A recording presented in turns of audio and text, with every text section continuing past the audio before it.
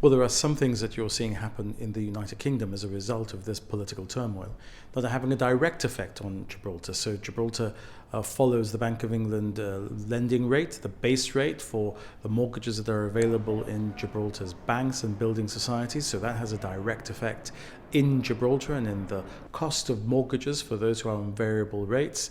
There are other issues, of course, that will be less relevant to Gibraltar and that are UK specific. I mean, the government of Gibraltar continues to work with senior officials in the government of the United Kingdom. Those won't change. I must tell you, if there was a general election, it's very likely that in the United Kingdom there would either be a Conservative or a Labour government after that general election, and there wouldn't be a change of policy in relation to any issue of substance in relation to Gibraltar either. So we continue to do the work that we need to do, both in respect of the day-to-day for Gibraltar and in respect of the negotiations of the potential treaty between the United Kingdom and the European Union in relation to Gibraltar.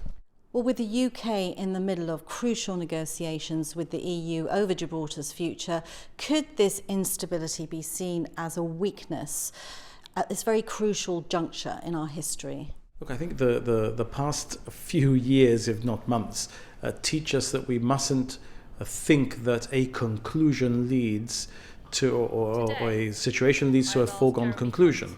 This may lead to a strengthening of the United Kingdom's position, depends on who is elected leader of the Conservative Party and Prime Minister. What you're seeing at a political level, this is at the strata of the political in the United Kingdom, not the government insofar as the senior officials in the relevant Whitehall departments are involved. And none of the issues of policy that engage us are relevant in the political turmoil that you're seeing. So I think you can rest assured that we are able to continue our work without the psychodrama that you're seeing played out at a political level affecting our hand negatively in the context of that negotiation. We haven't got a British government minister heading the negotiations. We've got for the United Kingdom, you've got the British ambassador to Brussels, the head of UCMIS as it's known in Brussels, Mr. Lindsay Appleby, heading the negotiations for the British side.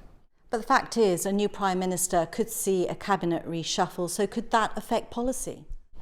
Well, I mean, you're asking me to speculate, and I could just as easily make the argument to answer your question positively as I could answer the question negatively, because I would say, if I was arguing to say that there could be a change of policy, I would say, well, look, changes of characters could lead to different political and policy imperatives, depending on what wing of the Conservative Party they come from. At the same time, I could say to you that, of course, this isn't a change of government, it's a change of characters, but the government would continue to be the Conservative government elected under the 2019 manifesto that they took to the people.